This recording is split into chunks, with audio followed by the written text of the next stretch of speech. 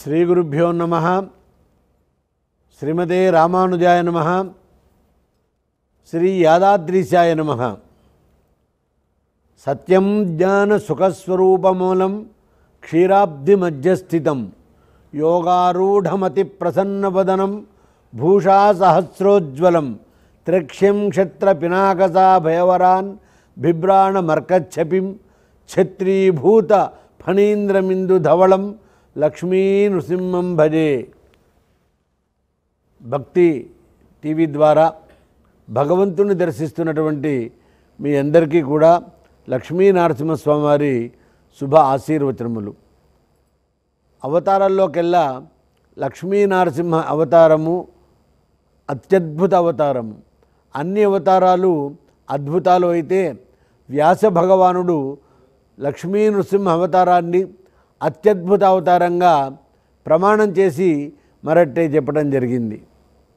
లక్ష్మీ నృసింహ మమ దేహి కరావలంబం అని ప్రార్థించడం మాత్రం చేతనే ఆపదలో ఉన్నటువంటి భక్తుణ్ణి రక్షించేటువంటి అవతార వరిష్ఠుడు శ్రీ లక్ష్మీ నరసింహస్వామి వారు.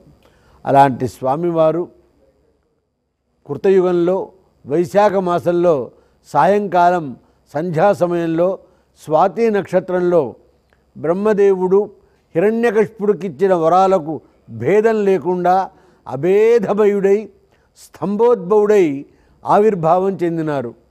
అలాంటి ఆవిర్భావం చెందినటువంటి రోజే నృసింహ జయంతిగా ప్రపంచంలో ప్రసిద్ధికెక్కినది. భక్తులను రక్షించడంలో పరదైవం శ్రీ నారసింహావతారం.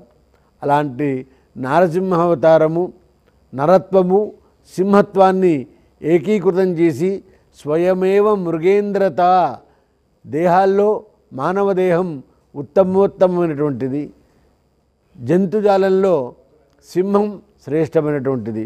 రెండు శ్రేష్టత్వాలు ఒకే రాశిగా మూసపోస్తే స్వామి ఆవిర్భావం చెందాడు.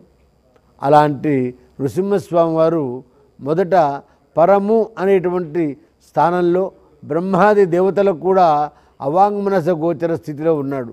తర్వాత వ్యూహం అనేటువంటి వ్యూహాన్ని స్థాపించుకొని మహాలక్ష్మీదేవి పాదసేవనం చేస్తూ ఉంటే సృష్టి రచనా కార్యక్రమాన్ని అక్కడ నుండి ప్రారంభించాడు. అది కూడా భక్తులకు అందుబాటులో లేదని స్వామివారు విభవము అనేటువంటి స్థానానికి తన కార్యనిర్వహణ కార్యాలయాన్ని మార్చుకున్నాడు.